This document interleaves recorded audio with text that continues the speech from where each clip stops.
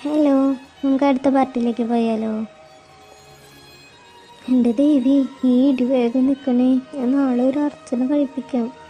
അവൾ കണ്ണടച്ച് മനസ്സിൽ പറഞ്ഞു. എന്നാൽ അതേസമയം ശക്തമായ രണ്ട് കൈകൾ അവളെ ചേർത്ത് പിടിച്ചിരുന്നു. വയറിലൂടെ തന്നെ ചേർത്ത് പിടിച്ചിരിക്കുന്ന നീലൻ്റെ കൈകൾ അവളെ ചുട്ടുപൊള്ളിച്ചു. അവൻ്റെ ശ്വാസനിശ്വാസം പതിക്കുന്ന പിൻകഴുത്തിൽ വിയർപ്പ് പൊടിഞ്ഞു. ഉയർന്ന ശ്വാസമെടുപ്പും ശ്വാസവും വരുതിയിലാക്കാൻ അപ്പോൾ ഒരുപാട് ശ്രമിച്ചു. പേടിക്കണ്ട, ഞാൻ കൂടെയില്ലേ. നീലൻ്റെ ആർദ്രമായ ശബ്ദം കാതിൽ പതിച്ചതും അവളിൽ ഒരു വിരയിൽ നിറഞ്ഞു. അത് നീലനും മനസ്സിലായിരുന്നു. അതിൻ്റെ ഭാഗമായി അവൻ്റെ മുഖത്ത് ഒരു പുഞ്ചിരി വിരിഞ്ഞു.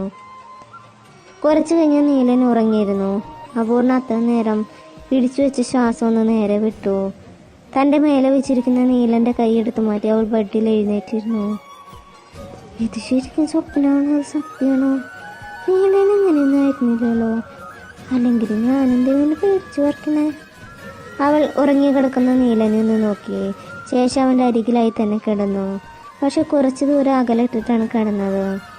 കാര്യം തനിക്ക് നീലനെ ഇഷ്ടമാണെങ്കിലും അവൻ അങ്ങോട്ട് കയറിയതിനു മുമ്പ് കെട്ടിപ്പിടിച്ചിട്ടുണ്ടെങ്കിലും നീലൻ്റെ ഭാഗത്തുനിന്ന് ഇത്തരത്തിലുള്ള പ്രവൃത്തി അവൾ ചെറിയൊരു നടുക്കം സൃഷ്ടിച്ചിരുന്നു. ഓരോന്നാലോചിച്ച് ഒരുപാട് നേരം കഴിഞ്ഞാണ് അവൾ ഉറങ്ങിയത്. രാവിലെ അലാറം ശബ്ദം കേട്ടാണ് പിന്നീട് ഉണർന്നത്.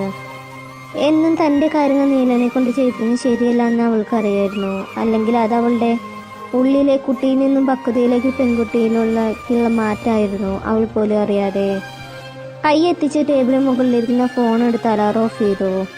ഇന്നലെ നീലനിൽ നിന്ന് അകന്നു മാറിക്കിടന്നുവെങ്കിലും പിന്നീട് ഉറക്കം വരാതെ ആയപ്പോൾ അവൻ നീലൻ്റെ നെഞ്ചിലേക്ക് തന്നെ തല ചേർത്ത് വെച്ചിരുന്നു. തൻ്റെ ഇടുപ്പിലൂടെ ചുറ്റിപ്പിടിച്ചിരിക്കുന്ന നീലൻ്റെ കൈകളെടുത്ത് മാറ്റി പുതപ്പൊന്നുകൂടെ പുതപ്പിച്ച് അവൾ പുറത്തേക്ക് ഇറങ്ങി. അടുക്കളയിൽ പോയി മുഖം കഴുകി ബ്രഷ് ചെയ്തു. അടുപ്പ് കത്തിച്ച് അരിയിട്ട ശേഷം പോയി കുളിച്ചു വന്നു. കറിയൊന്നും വയ്ക്കാൻ അറിയില്ല എങ്കിലും അമ്മ രസം വയ്ക്കുന്നു കണ്ടിട്ടുണ്ട്. ആ ഓർമ്മയിൽ രസം അടുപ്പത്ത് വെച്ചു. പപ്പടം വറുത്തു. നീലൻ എഴുന്നേക്കാൻ സമയമായതിനാൽ അവനുള്ള ചായയുമായി ഒരു കപ്പുമായി റൂമിലേക്ക് വന്നു. നീല, അവൾ കയ്യിലെ കപ്പ് ടേബിളിൽ വെച്ച് ജനൽ നിറച്ചിരിക്കുന്ന കർട്ടൻ തുറന്നു. നീല, അവൾ ഒന്നുകൂടെ തട്ടി വിളിച്ച നീല ഒന്ന് കണ്ണി ചുമ്മി തുറന്നു. നേരം വെളുത്തു, ദാ ചായ. അവൾ അത് പറഞ്ഞതും നീലൻ അത്ഭുതത്തോട് ബെഡിൽ എഴുന്നേറ്റിരുന്നു. അന്ന് ആദ്യമായി അവൾ നീലൻ്റെ മുഖത്ത് സിനിമയിൽ കാണുന്ന പോലെ ഭാര്യ അതിരാവിലെ ചായ കൊണ്ടു കൊടുക്കുമ്പോഴുള്ള അതേ എക്സ്പ്രഷൻ കണ്ടു. അപ്പൊ ഇതൊക്കെ ശരിക്കുള്ളതാണല്ലേ, അഭിനയമല്ല. എന്താ? നീല മനസ്സിലാവാതെ ചോദിച്ചു. ഒന്നുമില്ല, ചായ കുടിക്കാൻ പറഞ്ഞതാ. അത് പറഞ്ഞവൾ പുറത്തേക്ക് നടന്നു. ചൂലെടുത്ത് മുറ്റം അടിക്കാൻ തുടങ്ങിയതും അടുക്കളയിൽ നിന്നും വിളി വന്നതും ഒരുമിച്ചാണ്. അപൂർണ! ആ വിളി അത്ര പന്തിയല്ല എന്ന് തോന്നിയതുകൊണ്ട് അപ്പോൾ ചൂല് താഴെയിട്ട് അകത്തേക്ക് ഓടി. എന്താ എന്താ നീല? അവൾക്ക് ഇതപ്പോടെ ചോദിച്ചു. ഇതെന്താ? അവൻ ഗ്യാസിലേക്ക് ചൂണ്ടി ചോദിച്ചതും രസം അടുപ്പത്തിരുന്ന് തിളച്ചു വറ്റാറായി. ചായ വയ്ക്കുന്ന തിരക്കിൽ രസത്തിൻ്റെ കാര്യം മറന്നു. അയ്യോ! അവൾ വേഗം ഗ്യാസ് ഓഫാക്കി. എൻ്റെ ഭഗവാൻ, ഇതെന്താ കാണിച്ചു വെച്ചിരിക്കണേ? ചോറ് വെച്ചതാ. ഇതെന്തിങ്ങനെ? അവൾ അടുപ്പത്തിരുന്ന് ചെമ്പിലേക്ക് നോക്കി സ്വയം ചോദിച്ചു. നീ എത്ര അരി ഇട്ടു? നമ്മൾ 2 പേരല്ലേ? 2 പേർക്ക് 3 നേരത്തിന് 6 നാഴി അരി ഇട്ടു. എൻ്റെ ദേവി, നീ ഇവിടെ സമൂഹ സദ്യ നടത്താനാണോ? നീല വേഗം അടുപ്പത്ത് നിന്ന് പാത്രം താഴെ ഇറക്കി വെച്ചു. കൊളത്തിൽ കൊള്ളുന്നതിനേക്കാൾ കൂടുതൽ അരിയിട്ട ചോറ് വെന്ത് പകുതിയും പുറത്തു പോയിരുന്നു. നീല വേഗം മറ്റൊരു പാത്രം എടുത്ത് അതിലേക്ക് ചോറ് മാറ്റി. ബാക്കി വെന്ത ചോറ് അടുപ്പത്തേക്ക് വെച്ച് അതിലേക്ക് കുറച്ച് വെള്ളം ഒഴിച്ചു. അറിയാത്ത പണിക്ക് നിൽക്കണ, ഞാൻ ചെയ്യായിരുന്നില്ലേ വെറുതെ മറ്റുള്ളവരെ കൂടി ബുദ്ധിമുട്ടിക്കാൻ. നീലൻ ഓരോന്ന് പറഞ്ഞുകൊണ്ട് പുറത്തേക്ക് വീണ ചോറെടുത്ത് തുടച്ച് വൃത്തിയാക്കി. വേസ്റ്റായ ചോറ് ഒരു പാത്രത്തിലേക്ക് ഇട്ടവൻ തിരിഞ്ഞതും കണ്ണു നിറച്ച് നിൽക്കണം. അപ്പോ നീ എന്തിനാ കരയണേ? ഞാൻ ബുദ്ധിമുട്ടിപ്പിക്കാൻ വേണ്ടി ചെയ്തതല്ല, നിന്നെ സഹായിക്കാൻ. അത് മുഴുവനാക്കും മുമ്പ് അവൾ കരഞ്ഞു പോയിരുന്നു. ഇതെന്താ പൂർണ്ണ, നീ ചെറിയ കുട്ടികളെ പോലെ കരച്ചിൽ നിർത്തിയേ? നീലം കയ്യിലുള്ള പാത്രം സ്ലാബിന് മുകളിൽ വെച്ച് കൈ കഴുകി തനിക്ക് നേരെ അപ്പോലെ തിരിച്ചു നിർത്തി. നിന്നെ സങ്കടപ്പെടുത്താൻ പറഞ്ഞതല്ല, ആഹാരം വേസ്റ്റ് ആയത് കണ്ടപ്പോൾ പെട്ടെന്ന് ദേഷ്യം വന്നു. സോറി. എത്രയോ പേര് ഒരു നേരത്തിന് ഭക്ഷണം ഇല്ലാണ്ട് കൊതിക്കുന്നു. നീലൻ അവളുടെ തോളിലൂടെ കൈയിട്ട് നെഞ്ചിലേക്ക് ചേർത്ത് പിടിച്ചുകൊണ്ട് പറഞ്ഞതും അവൾ കണ്ണു തുടച്ച് തലയാട്ടി. സാരല്ലേ, ബാക്കി ഞാൻ ചെയ്തോളാം. കുറച്ച് ദിവസത്തെ ലീവിന് ശേഷം ക്ലാസ്സിൽ പോകുന്നതല്ലേ, പോയി കുറച്ചു നേരം പഠിച്ചോ. നീലൻ അവളെ റൂമിലേക്ക് പറഞ്ഞു വിട്ടു. ഞാൻ എന്തൊക്കെ ചെയ്താലും ഇപ്പം എന്തൊക്കെ മണ്ടത്തരായിട്ട് വരണേ. ഞാൻ നിന്നോട് മിണ്ടില്ല കൂടെ. ഈയിടെയായിട്ട് നിനക്ക് എന്നോട് ഒരു ഇഷ്ടമില്ല. അവൾ പൂജാമുറിയിലെ വിഗ്രഹത്തെ നോക്കി പറഞ്ഞ് റൂമിലേക്ക് കയറിപ്പോയി. അവളുടെ മുഖഭാവവും സംസാരം എല്ലാ അടുക്കളയിൽ നിന്ന് കണ്ട നീലന്റെ മുഖത്ത് ഒരു പുഞ്ചിരി തെളിഞ്ഞു. ബുക്ക് തുറന്നു വെച്ചിരിക്കുന്നുണ്ടെങ്കിലും മനസ്സ് മറ്റെവിടെയാണ്. നീലം വന്ന് ഭക്ഷണം കഴിപ്പിക്കാൻ വിളിച്ചപ്പോഴാണ് അവൾ ചിന്തയിൽ നിന്ന് ഉണർന്നത്. അവൾ മുഖം വീർപ്പിച്ചുകൊണ്ട് തന്നെ ഡൈനിങ് ടേബിൾ വന്നിരുന്നു. അപ്പോഴേക്കും നീലന്റെ കുളിയെല്ലാം കഴിഞ്ഞിരുന്നു. നീലൻ ദേഷ്യപ്പെട്ടതിൻ്റെ ചെറിയൊരു വിരോധം ഉള്ളതിനാൽ അവൾ മുഖം വീർപ്പിച്ച് ചേറി വന്നിരുന്നു. രണ്ടുപേർക്കും കഴിക്കാനുള്ളത് പ്ലേറ്റിലേക്ക് വിളമ്പി വെച്ചത്. അപ്പോൾ ഒന്നും മിണ്ടാതെ കഴിക്കാൻ തുടങ്ങി. ചപ്പാത്തിയും കറിയായിരുന്നു ഉണ്ടായിരുന്നത്. നീലൻ ഈ കുറഞ്ഞ സമയം കൊണ്ട് രാവിലെ കഴിക്കാനുള്ളതും ഉച്ചയ്ക്കും ഉണ്ടാക്കിയത് കണ്ട് അവൾക്ക് അത്ഭുതം തോന്നിപ്പോയിരുന്നു. അവൾ വേഗം കഴിച്ചെന്ന് വരുത്തി റൂമിലേക്ക് വന്ന് ബുക്കുകൾ ബാഗിലാക്കി ഹാളിൽ വന്നു വെച്ചു. ശേഷം ലഞ്ച് ബോക്സിൽ ചോറാക്കാൻ അടുക്കളയിലേക്ക് വന്നതും ആ ജോലി നീലൻ ചെയ്യാണ്. എനിക്കുള്ള ഫുഡ് ഞാൻ ആക്കിക്കോളാം. ഇനിയിപ്പോൾ ഞാൻ ചെയ്യാം, നാളെ നീ ചെയ്തോ, അവൻ പുഞ്ചിരിയോടെ പറഞ്ഞു. എനിക്കറിയാം ചെയ്യാൻ, ഞാൻ ചെറിയ കുട്ടിയൊന്നുമല്ല ഇതൊക്കെ ചെയ്തു തരാൻ. അത് പറഞ്ഞ അവൾ ദേഷ്യത്തിൽ പാത്രം വാങ്ങാൻ നോക്കിയെങ്കിലും ചൂടുകൊണ്ട് പാത്രത്തിൽ പിടിച്ചതും കൈ പിന്നോട്ട് വലിച്ചു. ഇപ്പം എങ്ങനെയുണ്ട്? ഞാൻ പറഞ്ഞാലേ നിന്നോട്, നീലം പറഞ്ഞു. അപ്പോൾ പുറത്തേക്ക് ഇറങ്ങി ബാഗ് എടുത്ത് റൂമിലേക്ക് വന്നു.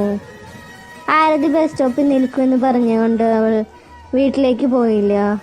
അവിടെ എത്തി 10 മിനിറ്റ് കഴിഞ്ഞാണ് ആരതി വന്നത്. ഞാൻ കരുതി നീ മടി പിടിച്ചിരുന്നു ക്ലാസ്സിൽ വരില്ല എന്ന്. മടി പിടിച്ചിരുന്നാലേ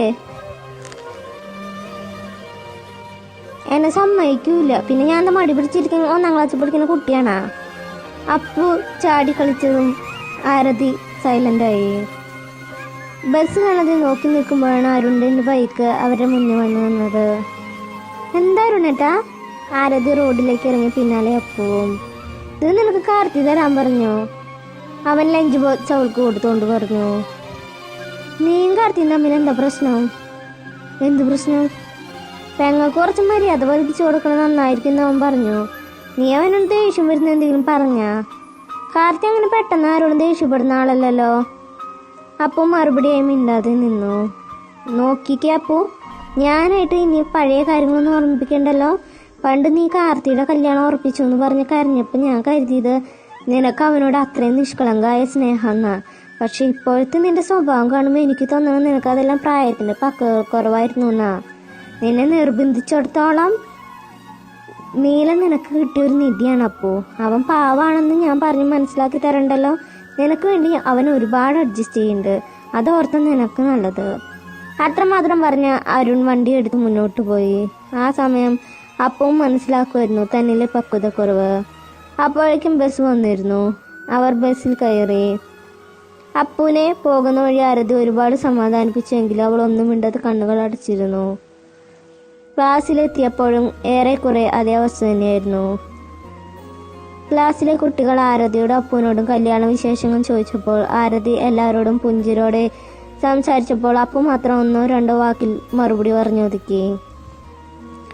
വൈകുന്നേരം ബസ് ഇറങ്ങുമ്പോൾ അവരെ കാത്ത് സ്റ്റോപ്പിൽ അരുൺ ഉണ്ടായിരുന്നു. നീലൻ ഒരു അത്യാവശ്യത്തിന് ഒരിടം വരെ പോയിരിക്കുകയാണെന്നും അപ്പുവിനോട് വീട്ടിലേക്ക് പോവണ്ട, അരുണിനോടൊപ്പം പോവാൻ നീലൻ അരുണിനോട് പറഞ്ഞേൽപ്പിച്ചിരുന്നു. അപ്പോൾ അതിന് സമ്മതിക്കുന്നുണ്ടായിരുന്നെങ്കിലും അരുൺ പിടിച്ച പിടിയാൽ അവളെ വീട്ടിലേക്ക് കൊണ്ടുപോയി. രാത്രി 9 മണി വരെ കാത്തിരുന്നിട്ട് നീലം വന്നില്ല. എല്ലാവരും മാറി വിളിച്ചിട്ടും നീലം ഫോൺ എടുത്തില്ല. അതിൽ അപ്പുവിന് ചെറിയ ഭയം ഉണ്ടായിരുന്നു. അമ്മ വഴക്ക് പറഞ്ഞതോടെയാണ് അപ്പു റൂമിലേക്ക് കയറിപ്പോയത്. താൻ രാവിലെ അങ്ങനെ പെരുമാറിയത് ദേഷ്യത്തിലാണ് നീലം ഫോൺ എടുക്കാത്തതെന്ന ചിന്ത അവളിൽ വന്ന് നിറഞ്ഞു. വീണ്ടും പല തവണ ഫോൺ വിളിച്ചുവെങ്കിലും നിരാശയായിരുന്നു ഫലം. രമ്യ കല്യാണന്റെ ബൈസ്റ്റാൻഡർ ആരാണ്? ഓപ്പറേഷൻ തിയേറ്ററിനുള്ളിൽ നിന്ന് ഒരു നേഴ്സ് ഇറങ്ങിയോന്ന് ചോദിച്ചതും നീലൻ തന്റെ മടിയിൽ കിടക്കുന്ന ആരൂട്ടിനെ നെഞ്ചിലേക്ക് ചേർത്ത് പിടിച്ചെണീറ്റു. എന്താ നീഷ്, എന്തേലും പ്രശ്നം? കുറച്ച് സീരിയസ് ആണ്. AB ബ്ലഡ് ഗ്രൂപ്പ് വേണം. ഓപ്പറേഷനോടെ തുടങ്ങും. തിരക്കിട്ട് പറഞ്ഞ നേഴ്സ് അകത്തേക്ക് കയറിപ്പോയി. വലിയമ്മ, ഞാനൊന്ന് ബ്ലഡ് ബാങ്കിൽ അന്വേഷിച്ചിട്ട് വരാം. നീലം കയ്യിൽ കിടന്നുറങ്ങുന്ന ആരൂട്ടിനെ ഭാനുമ്മയുടെ കയ്യിലേക്ക് വെച്ചു കൊടുത്ത് മുന്നോട്ട് വേഗത്തിൽ നടന്നു. അവന്റെ ആ പോക്ക് കണ്ടു ഭാനുവമ്മ നിസ്സഹായായിരുന്നു. അവൻ കൂടെ ഇല്ലായിരുന്നെങ്കിൽ ഇപ്പോഴത്തെ അവസ്ഥയെക്കുറിച്ച് ആലോചിക്കാൻ കൂടെ വയ്യ. ആരൂട്ടിനെ ചേർത്ത് പിടിച്ച് ചെയറിലേക്ക് ചാരിയിരുന്നു. പിന്നീട് അരമണിക്കൂർ കഴിഞ്ഞാണ് നീലൻ തിരികെ എത്തിയത്. അതും വേർത്ത് കുളിച്ചാണ് വരവ്. എന്തായി നീല? ബ്ലഡ് കിട്ടാനില്ല. ക്ലബിലെ പയ്യന്മാരോട് വിളിച്ച് ഒക്കെ പറഞ്ഞ് റെഡിയാക്കിയിട്ടുണ്ട്. അവൻ നെറ്റിയിലെ വിയർപ്പും മുണ്ടിനാറ്റം കൊണ്ട് തുടച്ചു. എന്റെ കുട്ടി ഒരുപാട് കഷ്ടപ്പെടുന്നുണ്ടല്ലേ? ഭാനുമ്മ നിറഞ്ഞ മൊഴിയാലോ ചോദിച്ചു. ഇതൊക്കെ എനിക്കൊരു കഷ്ടപ്പാടാണ് വല്യമ്മ. രമ്മ എന്റെ അനീത്തിയല്ലേ? അവൻ ചെറിയ പുഞ്ചിരോടെ വന്ന് ചെയറിലേക്ക് ഇരുന്നു. കല്യാൺ ജോലി സ്ഥലത്തുനിന്ന് തിരിച്ചിട്ടുണ്ട്. നാളെ രാവിലെ ആകുമ്പോഴേക്ക് എത്തും. അവന്റെ വീട്ടുകാരെ വിളിച്ച് ഞാൻ പറഞ്ഞിരുന്നു രമ്മയുടെ കാര്യം. അവർക്ക് വലിയ താല്പര്യമില്ലാത്ത പോലെ സംസാരം. നീല ഒന്ന് മൂളുക മാത്രം ചെയ്ത് കണ്ണടച്ചിരുന്നു. അതേസമയം തന്നെ അപൂർണയുടെ മുഖം മനസ്സിൽ തെളിഞ്ഞു വന്നു. അവൻ വേഗം ഫോൺ എടുത്ത് നോക്കി.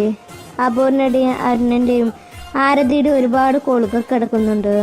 തിരിച്ചു വിളിക്കാൻ നോക്കിയെങ്കിലും സമയം നോക്കിയപ്പോൾ 2 മണി കഴിഞ്ഞിരുന്നു. അവർ ഉറങ്ങിക്കാണുക എന്ന ചിന്തയിൽ അവൻ ഫോൺ പോക്കറ്റിലേക്ക് തന്നെ വെച്ചു. കരഞ്ഞ് അപ്പു എപ്പോഴോ ഉറങ്ങിപ്പോയി. രാവിലെ എഴുന്നേറ്റപ്പോൾ ആദ്യം നോക്കിയത് നീലന്റെ കോൾ വല്ലതും വന്നിട്ടുണ്ടെന്നാണ്. അതില്ല എന്ന് കണ്ടത് അവളുടെ മുഖത്ത് വിഷാദം നിറഞ്ഞു. ഒന്നുകൂടെ നീലന്റെ നമ്പറിലേക്ക് വിളിച്ചെങ്കിലും കോൾ എടുത്തില്ല എന്ന് മാത്രമല്ല, കോൾ കട്ടാകുകയും ചെയ്തു. അതോടെ നീലന് തന്നോട് ദേഷ്യം ഉണ്ടെന്ന് അവൾ ഉറപ്പിച്ചു. കുറച്ചു നേരം ബെഡിൽ ചാരിയിരുന്ന ശേഷം അവൾ മുഖം കഴുകി പുറത്തേക്ക് ഇറങ്ങി.